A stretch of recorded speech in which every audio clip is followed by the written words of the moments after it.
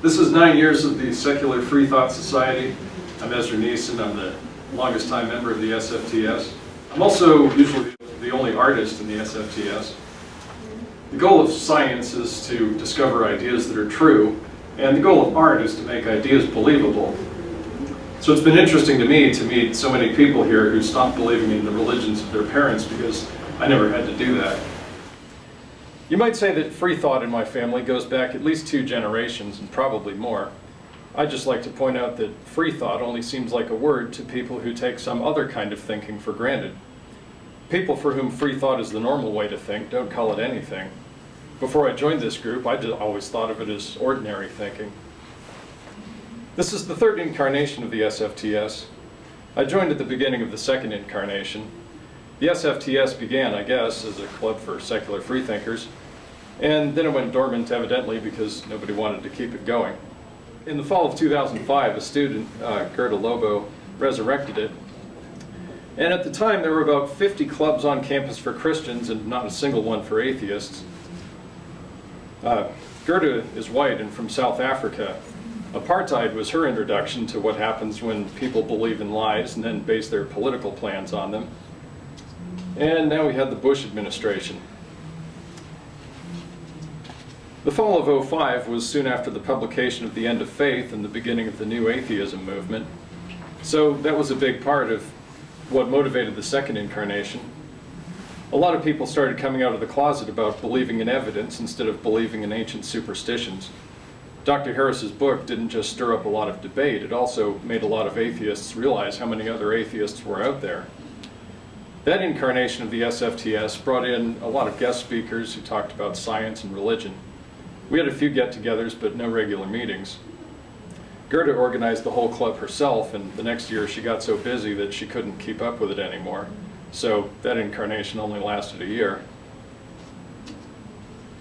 In 2008, a few ex-Christian atheists started coming down to Mill Avenue on weekends and counter-preaching against the street preachers. Some of the former members of the SFTS got in on that. I ran into them out there one night. And then I started joining them on Saturday nights. That was a lot of fun. We'd follow the street preachers around all night and argue with them and tell people about atheism. And then that fall, some of those people restarted the SFTS. And then they were faced with the question every social activist group faces. After you get your group started, what do you do now? And they faced the question every atheist, agnostic, and non-organized religious group faces. What do we have in common besides not believing in things other people believe in? Different people tried different things. Could we organize around a general desire to hang out and talk? But we can all hang out and talk anytime, anywhere. So organizing meetings for that seemed pointless. It also felt pointless to almost all of the new people who came to those meetings. Could we organize around lectures on science or philosophy or around watching documentaries? Those were interesting, but they still didn't give us a sense of identity. Could we borrow some kind of template for what we were trying to do from some other group of people? Trying to find a common point of reference for the members of a group so we can work together towards something depends on our agreeing on what factors motivate people so we can each figure out what each other are trying to do. And it depends on our agreeing what proportions of those factors motivate people. Does libertarianism have a functional outline of human behavior we can use? If so, which version of libertarianism? Or could it be something else? Free thought is intellectual anarchism. It's thinking about stuff with the goal of finding functional ideas unconstrained by pre-existing social conventions. Galileo wasn't just an intellectual revolutionary. He was also a political revolutionary by default because he helped to destroy the Pope's ability to control the actions people took by controlling the ideas they believed in. The problem with trying to equate a life philosophy with a political philosophy is that each life philosophy attracts people with certain types of personalities, and each political philosophy attracts people with certain types of personalities. And there's no one-to-one correspondence between them. Nobody wants their own life philosophy to get confused with a political philosophy that has been developed by people they don't like.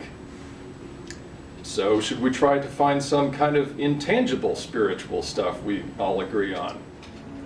For our meeting one evening, some SFTS members organized a secular church service. I thought that was a great idea. What makes church services so emotionally powerful is that they're performance art based on a philosophy. If you bring together a group of people, they all see the same art, and they all feel inspired by it. They can see that each other are inspired by it.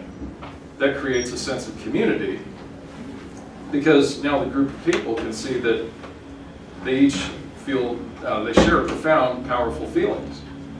But I don't think anybody else who was there that night liked the show. The thing that church services have that atheists don't is a sense of inspiration and community as a starting point for the performance art. Successful performance art begins with feelings of the audience members and then takes them more steps in that direction. The audience likes the art because they feel that the artist expresses more clearly feelings they already had. Powerful performance art is created by artists who are highly perceptive of the audience's feelings and who take their feelings a lot more steps. Religious leaders do the same thing by figuring out intuitively how to go a lot further in the directions of the feelings of their congregations. If you don't have a good understanding of the feelings your audience is starting with, and you try to go a lot of emotional steps, it isn't going to be emotionally powerful. It's just going to be confusing or boring or annoying or a lot of other adjectives you can probably think of if you've ever been to a service in a church whose founding principles you didn't agree with. So the people who put on the SFTS church service took a big artistic risk and mostly lost at it, but I hope they learned from it. That's why art is a career and not just a hobby. Earlier this semester, we had a discussion scheduled about the new atheism movement Sam Harris started and how it fits into secularism in general. But that was before we got our new banner, and we had the same 6 people coming to our meetings every week, and I think we had a pretty good idea of what each other thought about that, so we spent that meeting designing the banner. Basically, any kind of society is a group of people who agree on some ideas. They have to be able to defend the borders of their ideas to keep from getting taken over by people with conflicting ideas. That's what Dr. Harris started with the End of Faith. Once you have clearly defined borders, you have created a mental space where people can fit their ideas together and see what they lead to. That's how cultural development happens without being a reaction to someone else's culture. That's where the step-by-step process happens of people seeing they have something in common, finding things that inspire them, developing a better sense of community, finding more things that inspire them, developing a better sense of community, and over and over. That's what leads to things like church services and their equivalents. That's also how great musicians develop cult followings, because some of their fans are so inspired by their music that they keep coming to their concerts, not only to be inspired by the music, but also to be surrounded by other people who are inspired by it. That's also how movies go from individual movies to movie genres to weekend-long conventions devoted to movie genres. So, where do shared ideas start, and how do we recognize them? What is it that we like about each other so much? It's not just ideas. It's a recognition that other people think about their ideas in ways that are compatible with our ideas. That's what tells us that when we think about the ideas we have now, we will develop ideas that will still be compatible. Noticing this kind of thing a lot more than most people do is the reason I'm an artist. The problem with having exceptional talents in something is that you can't turn them off and think like other people do just so you can fit in with them. Isaac Newton and Ludwig von Beethoven both seemed arrogant and irritable to most people who knew them. That was just because they got so impatient with people who seemed to them to think so slowly about things that seemed so obvious. We all think of Beethoven as an amazing composer, but to Beethoven was just an ordinary guy because he never knew what it was like not to be Beethoven. The history of art and science are full of visionaries like that. The Big Bang Theory turns that into a comedy. For me, it's a high level of awareness of emotional communication, which includes tones of voice connected to a large body of facts. It took me a very long time to figure out that most people don't realize how many levels of tones of voice they have, and that they weren't using them all intentionally, and that their worldviews that motivated their tones of voice weren't founded on as much science as mine was. For a lot of my life, I just felt like the way most people talked sounded wrong. On one level, they were trying to impress me with how much they knew about something. But on another level, the patterns of vocal inflection they were using to show which ideas they took seriously and which they didn't, and how seriously they took their ideas, just didn't match the body of facts that I was working with. Now that I understand that's what's happening, it doesn't bug me so much. But that still doesn't change the fact that I live in a world full of people who I can't trust to think of ideas that are compatible with mine, regardless of how many ideas we agree on at the moment. I realized recently how much of my life has come down to avoiding talking to people about complicated things.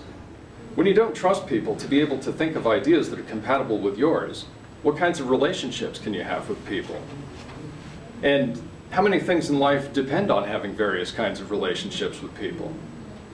When you realize that your complicated ideas are hardly ever compatible with other people's complicated ideas, and that you get into trouble with other people because of that, the only kinds of relationships you can depend on are the kind where you don't depend on each other for anything complicated. You can get very, very good at saying hello to bus drivers and grocery store clerks that way, but how close of friends can you make that way? How do you get an education that way?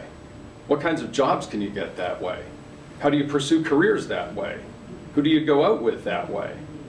All of those things depend on people believing that if they trust you with more decision-making power and more responsibility, that you'll use it in a way that's consistent with their goals.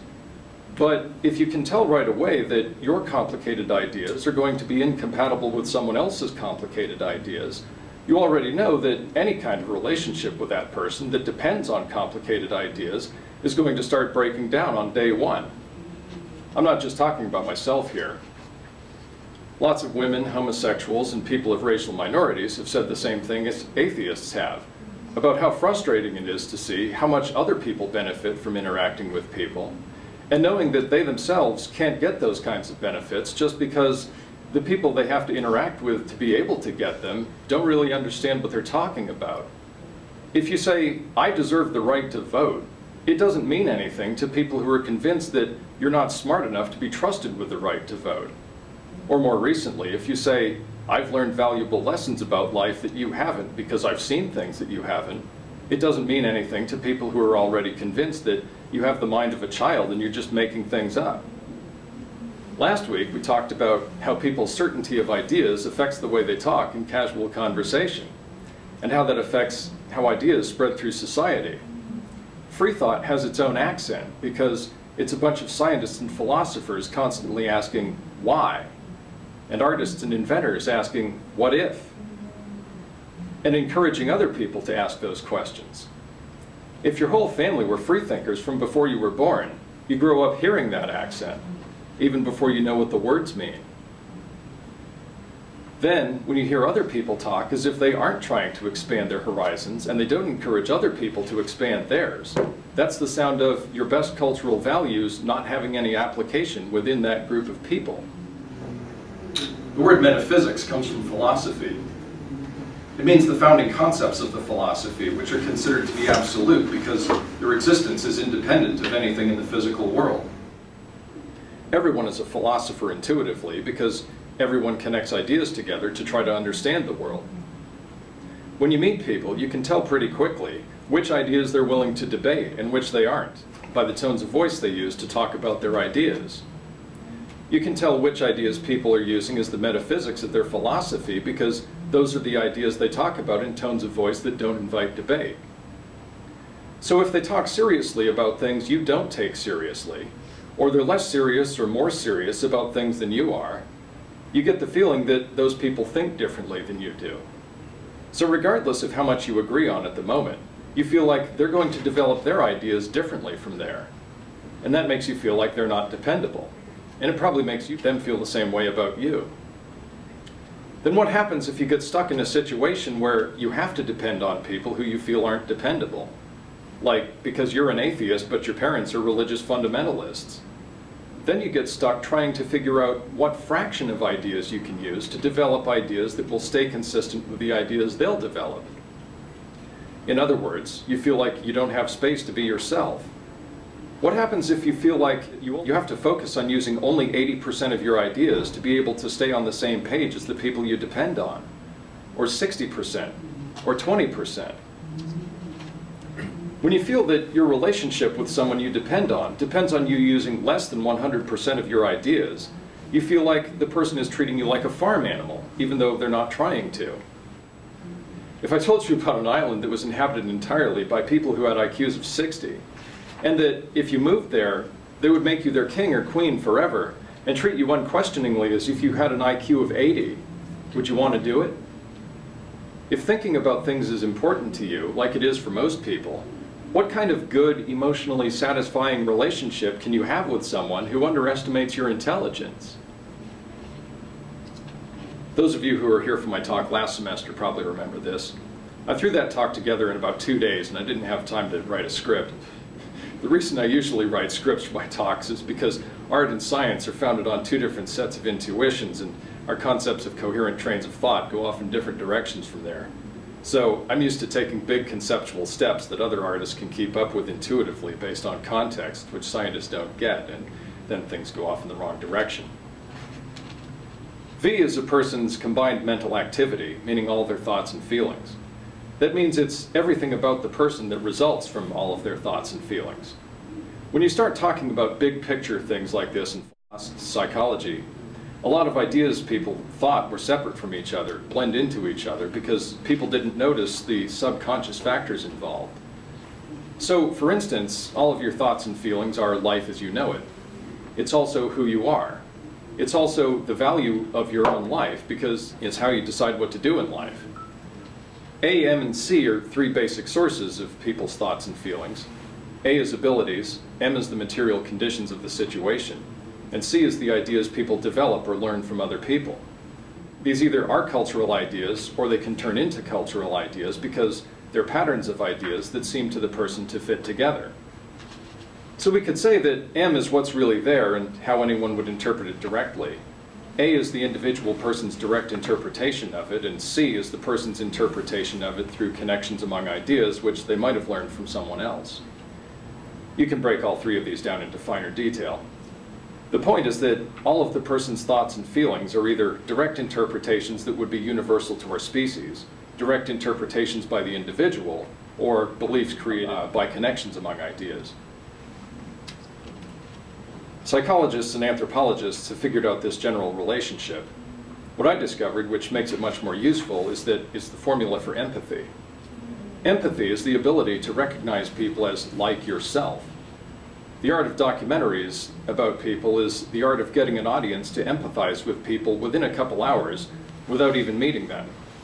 The art of fictional movies and theater is the art of getting an audience to empathize with people who aren't even real. Doing that takes a lot of intuition. I've been trying for a long time to figure out how to explain that intuition to people who don't work in theater. As far as I can tell, scientists haven't thought of this and artists have been using it intuitively for millennia, but nobody seems to be conscious of it. Empathy is intuitive psychology and anthropology. Individually, these 4 values are unquantifiable. If you recognize someone as like yourself, when you recognize the person's balance among them. In theater, we say that realistic acting depends on all the characters valuing their lives equally much. That makes them equally committed to their overall goals. Usually someone jumps in here and says that suicidal people don't value their lives as much as people who don't try to kill themselves. In terms of the net outcome, that's true. But in terms of the feelings that lead up to each outcome, it's not. The life story of a person who commits suicide is a story of a lot of profound conflicts. So we can say, suicide is the best perceivable way forward in life to a person with profound conflicts. So for that person we can say this. When I say that people value their lives, I mean that they value the fact that they have a life, which includes their ability to make choices in how to proceed with their life. Suicide feels like the best choice in life to people who hate all of their other choices even more. Now, on with my story.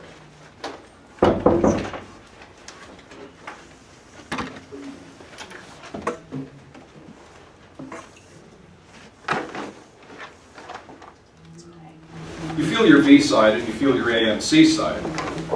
Your V is an overall feeling. In the search for an understanding of consciousness, people talk about the elusive I. Once you realize that your sense of who you are is made up of a lot of factors, you can talk about those factors as separate from yourself. There is no one factor you can take away that takes away your sense of self. So at any time, your sense of self is whichever of the factors you're not talking about. Dividing up those factors is what happens on the AMC side. The trick is that your AMC side is made up of individual thoughts and feelings, some of which are conscious and many of which are subconscious. So we don't realize immediately that AMC and V are the same thing. People think about the conscious part of their AMC and feel like it's connected to their V, but they feel like there's more to it than that. So a lot of people add an S for supernatural forces and try to equate AMCS with V. But then they end up with religions or other life philosophies that always depend on people not asking questions and following scientific evidence beyond a certain point in order to make their supernatural factor continue to function. The reason our deepest feelings are so powerful and so mysterious is because they evolved over hundreds of millions of years. If you do keep asking questions and either following scientific evidence or comparing people in broader and broader contexts, or both, you discover that each value on the AMC side has both a conscious and a subconscious component. Then you get this. As we learn more about subconsciousness, some of the stuff that started out on the subconscious side moves over to the conscious side. That changes our interpretations of our surroundings, and it changes the ideas we develop. That changes our goals, changes the effects we have on the world in pursuit of our goals, changes the way we relate to other people, and even changes the way we relate to ourselves. Finding new connections among ideas is also the components of C. All of that changes what happens because of your life, but it doesn't change the fact that all of the components of life as you know it add up to life as you know it. Now we can substitute the first principle of evolutionary psychology for V because all of your ideas and feelings are what motivate your behavior. All human behavior is the product of the attempt by the individual to preserve the survival of his or her genes by the most effective means perceivable to him or her. As a universal feeling, it's the feeling that every decision you've ever made in your life felt to you like the best decision you could make in the situation you were in. People usually aren't conscious of that feeling, but if you think back over your life, you'll realize it. Other people's behavior is where you get your clues to how their thoughts and feelings motivate their behavior. Empathizing with other people depends on your recognizing patterns in their behavior that match patterns in your own, and on your understanding, either consciously or subconsciously, how much your own patterns of behavior are motivated by your thoughts and feelings. In the search for the definition of consciousness, people talk all the time about why we recognize each other as conscious people like ourselves, instead of thinking of each other as machines. That cuts both ways. When you don't recognize similar patterns in each other's behavior, we do think of other people as not like ourselves. That's the big difference between a National Geographic magazine and a racist joke. National Geographic magazines are full of stories of people of other cultures and why their reasons for acting the way they do are similar to our reasons for acting the way we do. Racist jokes are just complicated ways of calling other people stupid for not thinking the way we do. The AMCS equals V attempt to make all this stuff balance out is an attempt to group all the subconscious stuff into S, so you get this. But this still doesn't balance out, because S is actually an idea people have developed, which makes it part of C sub C. So now you get this, and that still doesn't balance out. People build up new subconscious feelings to make the conscious ideas of their religion feel like they fit together. So that means they make new cultural developments that weren't supposed to be parts of their religion. So you get this. Then the leaders of the religion add in more cultural values in secret to try to solve that problem. And now you get this. To cut a long story short, people keep chasing ideas around and around, trying to make them balance out with what their religion says is supposed to happen, and they never do. As a friend of mine whose parents sent her to Catholic school explained it to me, sending 14-year-olds to gender-segregated schools and trying to indoctrinate them with the value of abstinence isn't enough to make them stop thinking about sex. Catholic school uniforms are supposed to be symbols of total desexualization. but they've become symbols of repressed sexuality exploding in secret. So Catholic girls are given crucifixes to hang on their bedroom walls, but it's not really to remind them not to think about sex. Really, it's to encourage them to think about sex in a context that reinforces their feelings toward their church.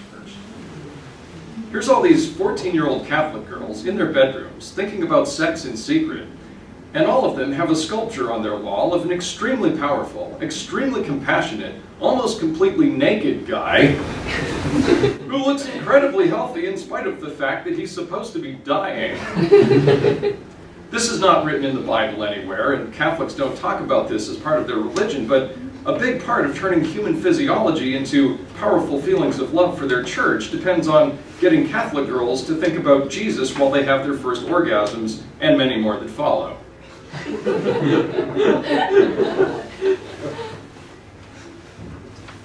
So the Catholic Church's way of making all of this fit together depends on turning Jesus into the original porn star. Now back to my story again. Since the attempt to maximize the survival rate of our genes by the most effective means perceivable to us is what all humans and all other animals have in common, we can say that between two people, or two groups of people, V equals V.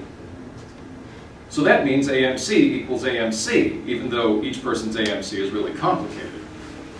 So that means that once you're willing to believe that other people value their lives as much as you value yours, you're willing to believe that whatever one thing is different between their life and yours, at least one other thing is different also. One easy way to underestimate someone else's intelligence is by not recognizing the difference in educational levels between you and them. If you see someone else applying the same amount of intelligence in a smaller context, often it's easier to notice how small their context is than it is to notice how good they are at what they do.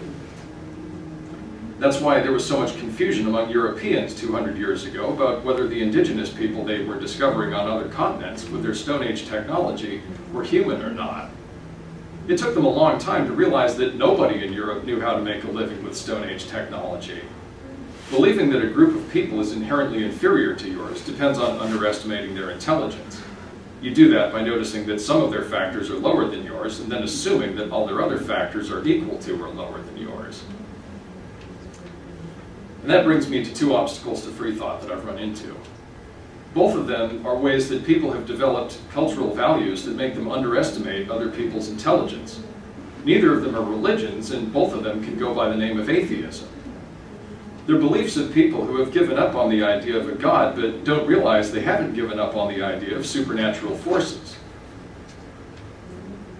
The first is really a cloud of related problems, which I call militant stonerism, or alternately New Age fundamentalism, the Disneyland illusion, or the middle-class low death rate privilege.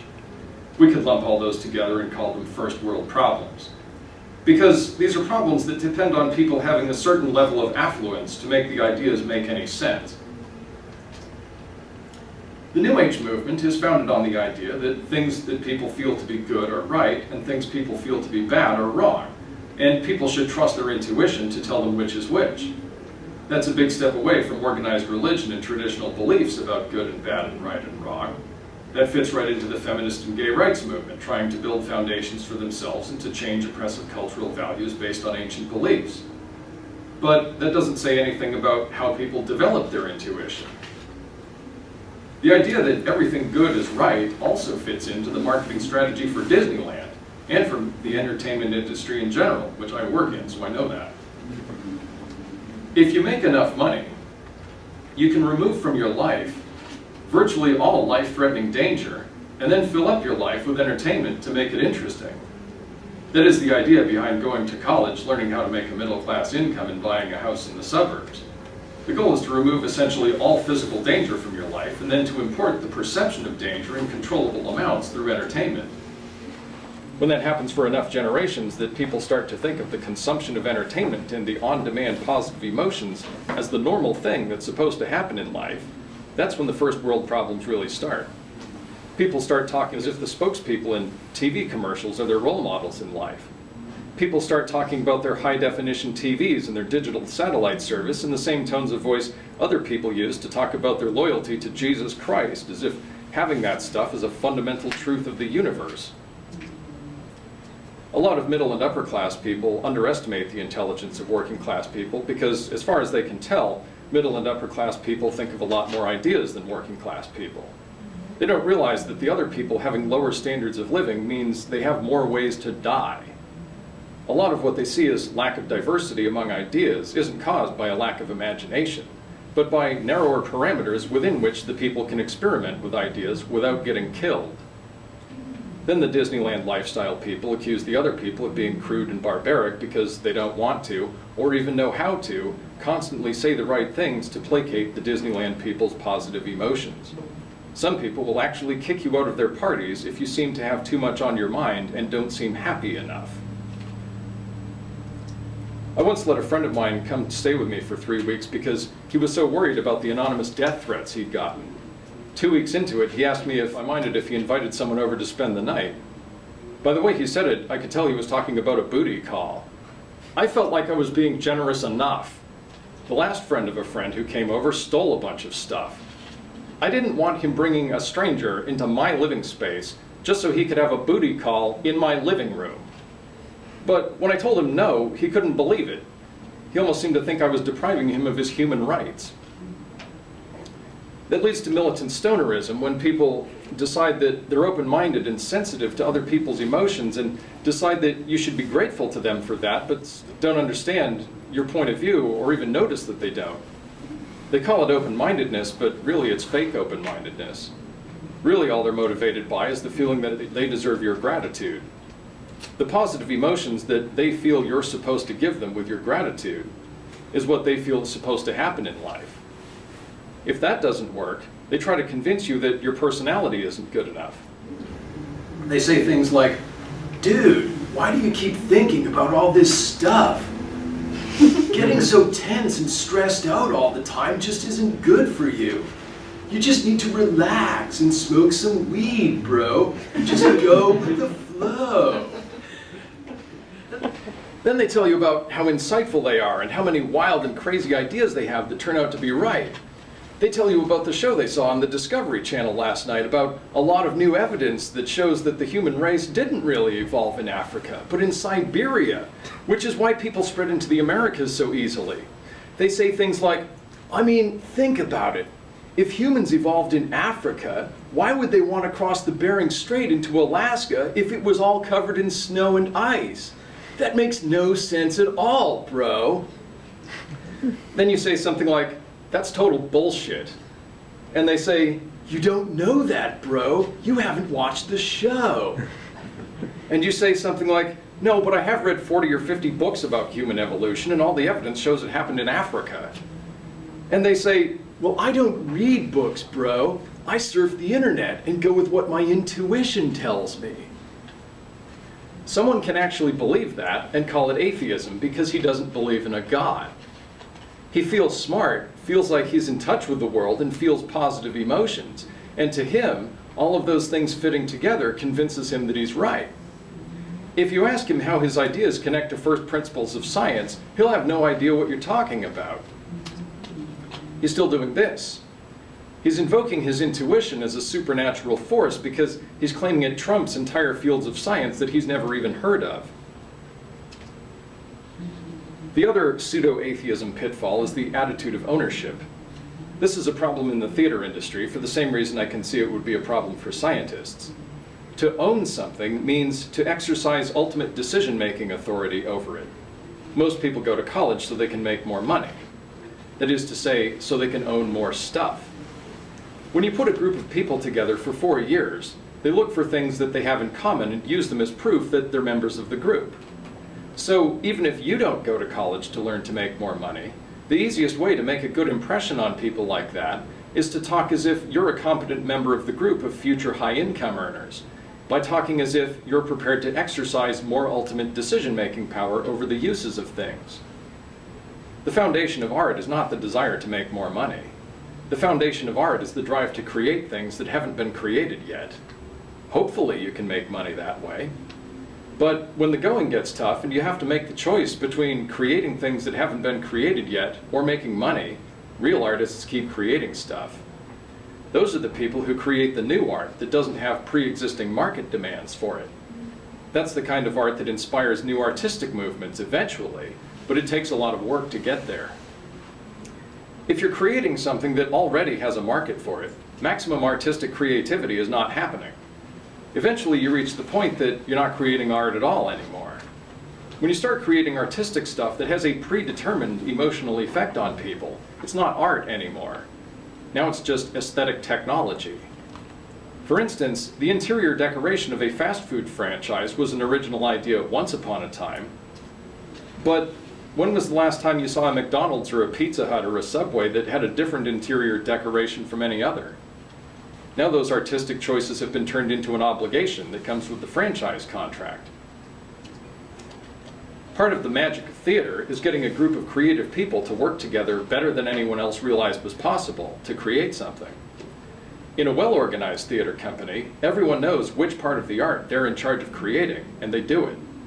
In a badly organized theater company, people get into artistic disagreements because they disagree on who is in charge of making which artistic decisions. All of the effort that people put into disagreeing on things doesn't produce results the audience will ever see. Sometimes you get stuck working with college students who don't understand that yet. They're still trying to make good impressions on people by acting like they have ultimate decision-making power over things they don't really have ultimate decision-making power over, and they end up trying to make artistic decisions that other people are in charge of making. Not only does that make working with them take more effort, it also lowers morale in the group and reduces the productivity on a much higher level because it discourages people from taking artistic chances that depend on those people's cooperation to make them work. Science isn't motivated by the desire to make money either. Science is motivated by the drive to figure out things that haven't been figured out yet. Ideally, the two fit together. But when the going gets tough and you have to choose between searching for the truth or making money, real scientists keep searching for the truth. People who are motivated by that attitude are the ones who work as hard as they need to work to make new discoveries. And just like with art, discovering world-shaking new ideas means discovering ideas that don't have a pre-existing market for them. That's why Charles Darwin kept his discovery of evolution a secret for 20 years. That means the cultural values of scientists are founded on ideas other people don't understand, and that many scientists don't seem to understand very well. Think about all the different types of situations where people say that making a good impression on people depends on your being confident. To get jobs, to get promoted at jobs, to work in customer service, to be a teacher or a professor, to deal with potential business clients or investors or partners, to get people to look up to you, to make friends or to get dates, people tell you all the time that you have to be confident. Do those people understand how confidence really works? Confidence is the feeling of certainty that you're in control of the outcome of a situation. So we could say that it's the feeling that you own the outcome of the situation because you feel that you're the one who will exercise ultimate decision-making power in it. You can't really be confident of something unless you feel that you have all the information necessary to make decisions successfully in the situation you're in. So what if you know that you don't have all the information you need? What you have then isn't the feeling of confidence, it's the feeling of the need to make other people believe that you're confident. So what level of ignorance does the other person need to have in order for your deception to work? And what do you do if they ask you questions that you don't know how to answer? Do you tell them confidently that it isn't important? What if they know that it is important? Do you tell them that it's just their opinion? And then do you get mad at them for not agreeing with your definitions of facts and opinions? For instance, to get certified as a flight instructor, all you need to be is a high school graduate. That makes teaching aviation to physicists and mechanical engineers really hard. If your student can tell that you're just pretending to be an expert at the things you're explaining to them, your lesson material isn't going to sink in. As a student, you don't internalize ideas that you hear about from instructors who you feel don't know what they're talking about. And if you're not learning stuff, it's not education anymore. Now it's just you wasting your time and your money. I grew up in a family of teachers. Nobody realized this was going to happen, but It made getting an education really difficult for me and my brother and some of our cousins in some ways, even though it made it a lot easier in other ways. I could go to community college for the rest of my life and learn job skills and graduate with high honors every 2 years just as a hobby. But when you have to go to four-year college, you take a lot of classes learning abstract things from professors.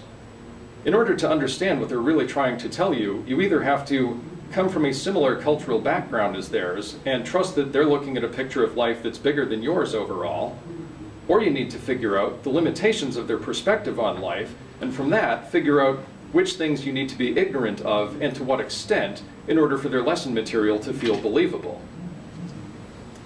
I think it would be an interesting experiment for someone to go cover a table in the MU with open books in a high traffic area during a busy part of the day and look through them all with a confused look on their face trying to figure something out. And for some other people to sit nearby, videoing people who walk past. How many of those people would laugh at the confused look on the person's face?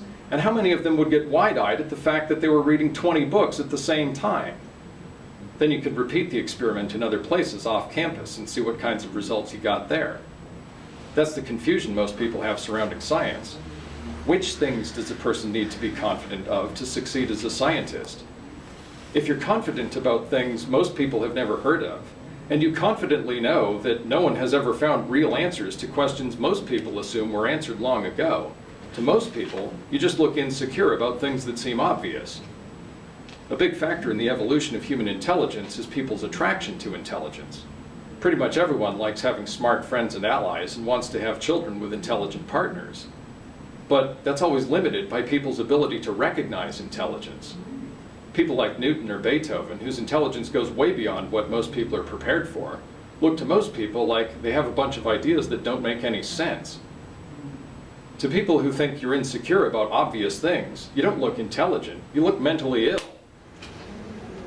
So religion isn't really the opposite of free thought. A lot of opposition to free thought masquerades as atheism. There are a lot of ways people try to assign supernatural powers to confidence. However it happens, we're right back to square one in the incompatibility between science and religion, where people feel that feeling like they know the truth proves they know the truth. All of this has been a long definition of one term, called the attitude of entitlement. Rich, white, heterosexual Christian men are best known for getting pretty much whatever they want. And then for developing cultural values that say they're supposed to get what they want. Since everyone values intelligence, people who don't realize how accustomed they are to getting what they want, who don't realize how much getting what they want depends on other people doing whatever makes that possible, who feel that other people are supposed to admire their intelligence, and who don't realize how many things they're ignorant about but other people aren't ignorant about, don't want people to talk about things they themselves are ignorant about. Ignorance that's convenient for someone else is the real opposite of free thought. Now we can see what the empathy formula tells us about all this. To cut a long story short here, the movie industry is a giant exercise in behavioral psychology. So if you're trying to figure out what's going on in a situation that you're involved in, you can step back from it by asking, if you saw people in a movie making all these decisions, what would I believe the movie was about? You can figure out people's secret motivations and subconscious motivations by looking at common themes among the decisions they make. You can even figure out your own subconscious motivations by looking for common themes among decisions you make. People have instinctive feelings of what they want to happen in life, but if they don't know how to make all that stuff happen, they invent supernatural forces to fill in the blanks. Then a lot of people invent a god as a symbol of their supernatural forces. So if people give up on the idea of religion, but don't give up on the idea that they're supposed to get what they want, they haven't given up on the idea of supernatural forces. So even though they don't believe in a god anymore, they'll still attach supernatural powers to something else. Then those turn into the things that they talk about in tones of voice that mean they aren't willing to discuss the possibility that they might be wrong. They start saying those words seductively, as if by dumping enough vocal inflection into them, they can communicate so much emotion to you that you'll feel as certain as they do that their ideas are right. Those conversations get really weird because it's like trying to have a serious conversation with a cartoon character. They say things like, people don't just want to live near rivers because they're sources of fresh water. They also want to live near rivers because rivers are very beautiful. Or, why do you say that solving problems depends on our learning about science? Why can't we just experience our emotions and use our intuition? Business majors talk about the market. Engineers talk about technology. Computer programmers talk about computers. Artists talk about exploring diversity. Academics talk about academia. Once people are convinced that they're supposed to get what they want, it's absurd the length some of them will go to and the things they'll say to try to fit ideas together to prove it without using the name of a god who wills it. I call these boner words. After something a friend of mine who had a long and successful career as a stripper once told me. She said, "The smartest form of life is man. The dumbest form of life is a man with a hard-on. Because if you can give a man a hard-on, you can make him believe anything." Since these people's ideas about supernatural forces are cultural values, it means they've thought about them a lot. So if their emotional seduction doesn't work on you, they're ready to pull out big, complicated, and confusing vocabularies to tell you all about their ideas that lead up to their conclusions. They end up seeming to win the debate just by attrition because they use huge amounts of words that don't have clear definitions, so they keep talking and sounding like they're saying something, staying one step ahead of you while you're still trying to figure out what they're talking about. You can't make clear arguments against these people because they haven't made clear arguments for their positions to begin with. To be fair, all communication involves poetic license because communicating an idea to someone depends on figuring out how to use words to make the other person think about the same things you're thinking about. From their point of view, they feel a connection among their ideas, and they're trying to get you to feel it too. Either that, or they're just trying to mislead you and make you believe something that isn't real. Either way, they don't know how to get from the beginning of the argument to the ending by connecting ideas that you believe in. So instead, they're saying a bunch of important sounding words very confidently to try to get you to sympathize with them. Once you've walked into that trap a few times, you develop a Pavlovian response to it. Now when you hear people using boner words, you already know that if you disagree with them, you're going to get into a verbal war of attrition that you're probably not prepared for. So then it seems easiest to not say anything and ignore the person. But then those people jump to the same conclusion religious fundamentalists do, that the fact that you're not arguing with them proves they've convinced you that they're right. I've met a lot of religious people who are easier to talk to about scientific discoveries than a lot of people who call themselves atheists. There's a parallel movement to secular free thought happening in hip-hop where insightful people try to find answers to complicated questions. They talk about their God sometimes, but not as something that they need to convince people is absolute or something that's guaranteed to give them what they want. They talk about their God as an idea about something powerful that will make them win eventually if they keep working. They talk as if they're willing to change their understanding of their supernatural forces as they expand their understanding of the world. Now, before we start discussing all this, let's try an acting experiment. Our discussion last week reminded me of a line I saw in a movie once, which has been driving me crazy because I can't remember which movie it was. But it doesn't really matter because I've seen similar things in real life. Imagine you make friends with someone you like. You spend a lot of time together over the next week. Now it's Saturday night. They're over at your house, and you own the house, or you're the sole leaseholder or whatever, and you're having a party that's going to start in 15 minutes. You're telling your new friend what's going to happen at the party, and you like the kind of party that you're about to have. Everything else in the situation is up to your imagination. And you're not trying to imitate each other here or sound different from each other. Everybody just read this next sentence the way that you would say it if these premises were true for you. And Brittany, last week's talk was your idea, so you want to go first? Sure. Okay, here you are telling your new friend about your party, and you say, "We're gonna drink a lot of booze and smoke a lot of weed." Maybe not quite like that, but kind of. Okay. Like excited. All right. Well, see, you talked a lot last week. Do you want me to read this as it is or add stuff to it? What? No, read the sentence. We're going to drink a lot of booze and smoke a lot of weed. Okay. Do we have to say it the way it's written, or could we say it the way we would say it? Read the What words, is that whatever way question? that you would say it. Oh. Make it believable. Part of your character. Drink a lot of booze and smoke a lot of weed. Anybody else? I disagree with that sentence. Wait, I would How? say, I would have to say something like, I think some of us are going to drink a lot of booze and smoke a lot of weed. that's what I meant. Like, those words wouldn't come out of my mouth. Okay. Can the assumption be like, is this like booze and weed standing in for like something that we would enjoy doing? Is that like? Is that, Yeah, as I said, did you enjoy the kind Yeah, of party for that me, this is heroin. like? Okay, that's what I just okay. Because I mean, like that's not something I would do. But like if I were talking about something that I were enthusiastic about, I'd be like, yeah, we're gonna drink a lot of booze and smoke a lot of weed. It'll be fun.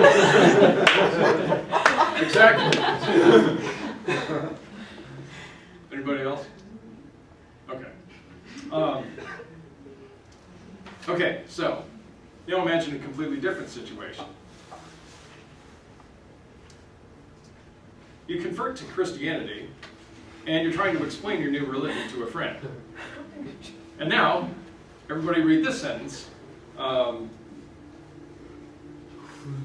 you say, Brittany, you're up. All right. We've got to pray to God every single day of our lives. Like this is really important. Okay. Anybody else? Okay. We've got to pray to God every single day of our lives. All right. Anybody else? We have got to pray to God every single day of our lives. Wow, that's total typecasting. Okay, my prediction was, one way or another, you all read both sentences as if the thing you were talking about was a step along the path to something else, instead of being your ultimate goal. You kind of took them away.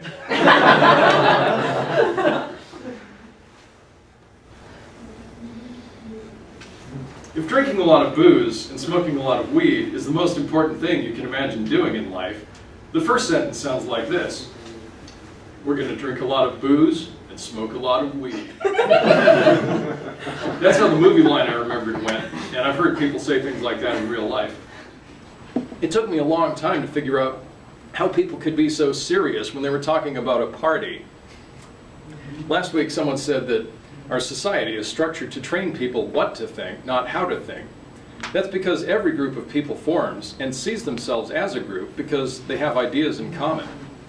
If some people in the group change their ideas faster than the rest of the group can keep up with, the group falls apart. To most people in the world, keeping their groups together is important. So most people form groups where thinking beyond the mental boundaries of the group is discouraged to some extent, or to a great extent, or completely. So saying, we're going to drink a lot of booze and smoke a lot of weed, as if you're about to succeed at the most important thing in the world to you, as if you're answering one big yes or no question, and as if everything that happens after that is less important, makes a lot of sense to people who are accustomed to hearing other people talk as if they were succeeding at the most important thing in their lives by saying, we've got to pray to God every single day of our lives. As if those people were answering one big yes or no question, and as if everything that happened after that was less important to them.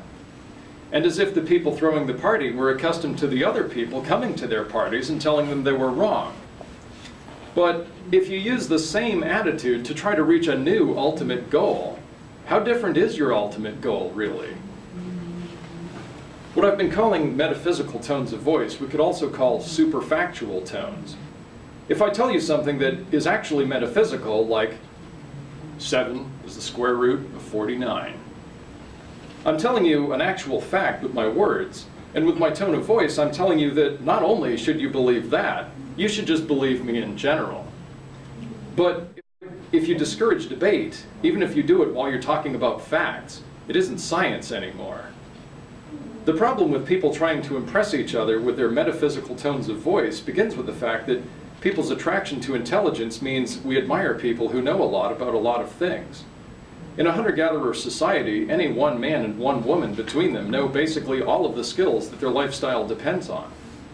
So a highly intelligent person knows a lot of things everyone in the group is familiar with and talks confidently about that stuff. In an agricultural society with metalworking and writing, information builds up beyond the point that any one person can know it all pretty quickly. Those are the kinds of societies where organized religions originate. The priest class are some of the first people who learned to read and write. They appoint themselves the intellectual elite. They talked about the important things everyone could relate to by talking about meaning of life stuff. They made it believable to people by talking confidently about it. With their church services, they turned it into a performance art, and they got really good at making their ideas believable. So for the past 5,000 years, leaders of organized religion have basically been intellectual rock stars. They set the standard on looking like people who knew a lot of important stuff. They've convinced a lot of people that they're so smart, they have omnipotence on their side. If you want to convince people you're as smart as those people are, you have to act like you have omnipotence on your side too. So, for instance, a college professor learns a lot about a specialized field. That specialized field makes up a disproportionately large amount of the ideas in the college campus environment compared to the world as a whole. Then the students who go to college to major in that field have a disproportionately large interest in that subject compared to people as a whole. So those college professors can use their metaphysical tones of voice to talk about the things in their field, and to their students, they fulfill the role of the smart people who know a lot of important things. But to most people, these college professors don't fulfill the role of smart people because they've committed themselves to specializing in fields that most people can't relate to. So they turn academia into a boner word, trying to invoke it as a supernatural force that's supposed to make them the intellectual rock stars they feel they deserve to be. And then a lot of college students look up to them as their role models.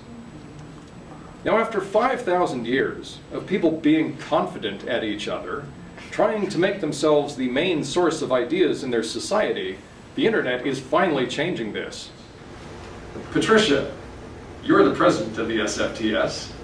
So would you mind telling us how old you were in 1996 when the internet went public? I was 1. That's what I thought. The internet makes information flow horizontally through society more than anything else in history.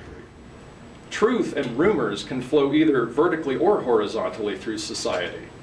But laws and high-budget entertainment can only flow vertically. Now we've reached the point where there are adults who have no memory of the world before the internet. Now you can Google whatever someone is talking about on your smartphone right then and there. So the metaphysical, super factual tone of voice is becoming less and less of a form of effective communication. Instead of making you sound either wise or a socially convenient substitute for wise, it makes you sound like a thug or a nerd or just plain old. The real strength of a secular view of the world is the breadth of its foundation, not the charisma of its leaders. The charisma of its leaders is just a helpful starting point. Brittany makes everything sound exciting. I think just about everybody else in this room makes everything sound intriguing. So in conclusion, atheism can mean a lot of different things, not all of which are compatible with secular freethought. A secular freethought society is a group of people and a set of cultural values built up around the question, what happens next?